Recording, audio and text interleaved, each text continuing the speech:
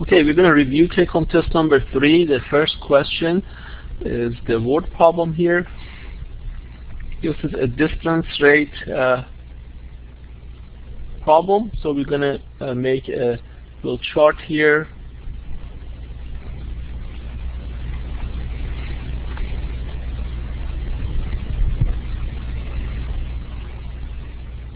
And fill out the information that we have here. Here we have a train and a car. So let's have C to be the information about the car, and T would be the information about the train. Since this is related to the distance, rate, time, so let's have this first column designated for the distance. The second column would be rate, how fast they're moving, and the last column would be the time.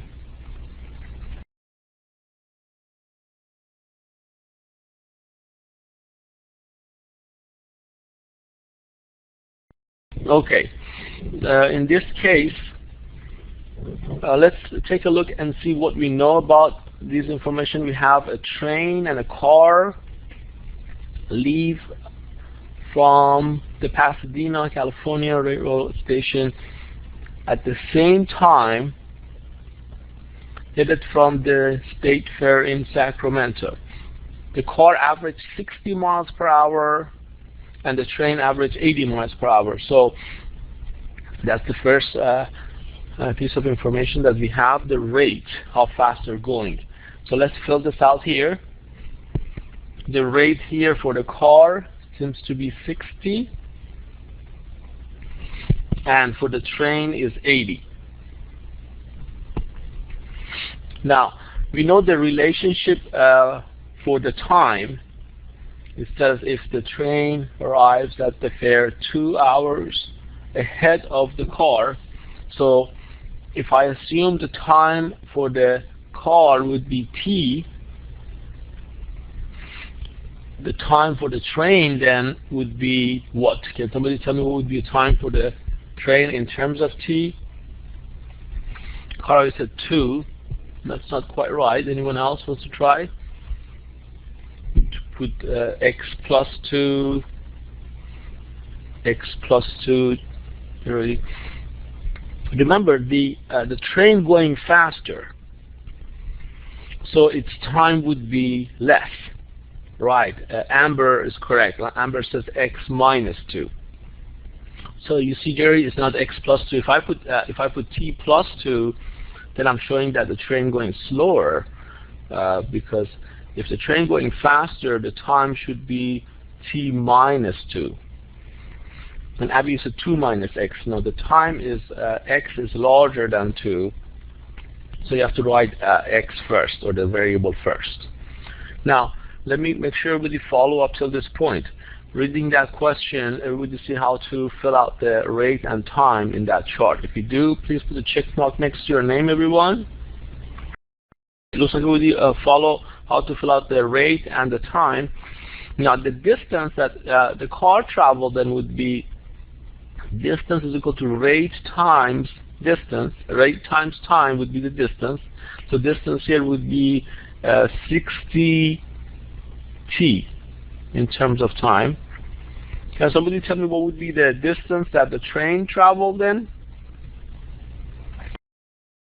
Quicker. Okay, here we have 80 times t minus 2. That's absolutely correct. So we have 80 times t minus 2. So it says the distance would be exactly the same. So the equation that we're going to set up here would be that 60t must be equal to 80 times t minus 2, and then we solve for t. I'm going to give you about a minute to solve for t, everyone. Tell me what would be the time. Okay, starting now. First answer, Amber, Jerry, both of you saying t is equal to 8. 8 times t minus 2 would be 60 t. 80 times t minus 2, and then we solve for t. I'm going to give you a minute about a minute to solve for t, everyone. Tell me what would be the time. Okay, starting now. First answer, Amber, Jerry, both of you saying t is equal to 8. And Aussie, you're just putting the equation. Oh, okay, that was a previous response. All right. We will see how we get t is equal to 8 then. Let's go ahead and distribute this. Here we have 60t is equal to 80t minus 160. So I can move terms around and subtract 60 from both sides of the equation, and then I can add 160 to both sides of the equation. So I can add the like terms. Have 80t minus 60t. Give me 20t is equal to 160.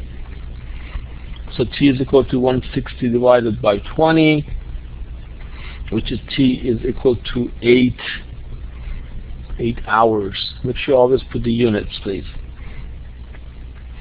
Okay, now they want to find the distance. So what would be the distance, everyone? If I know the time now, what would be the distance? D would be equal to what? Okay, who can give me the answer?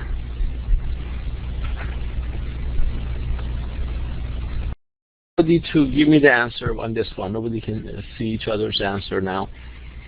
So looks like Amber is typing, Abby, Aussie, Yuri, and Kara. Please tell me what would be a distance then. Okay, we know the distance is equal to 60t or 80 times t minus 2. That's all you have to do, Kara, is to substitute for each t8 in either of these two equations, right? So distance is equal to 60t or 80 times t minus 2. So that's all you have to do, is just substitute for each t in here to find the distance. As simple as that. Do you see that, Kara?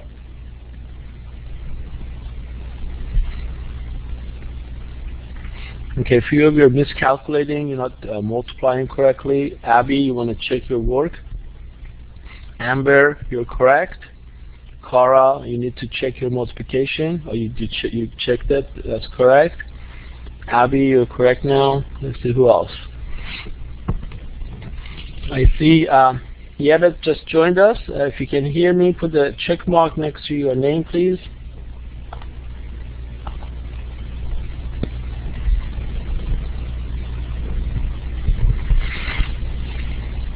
Okay. Let's see who's not responding so far. Yeah, make sure you always put the unit. Okay, Asi, I don't get any response from you. What's the distance, Asi?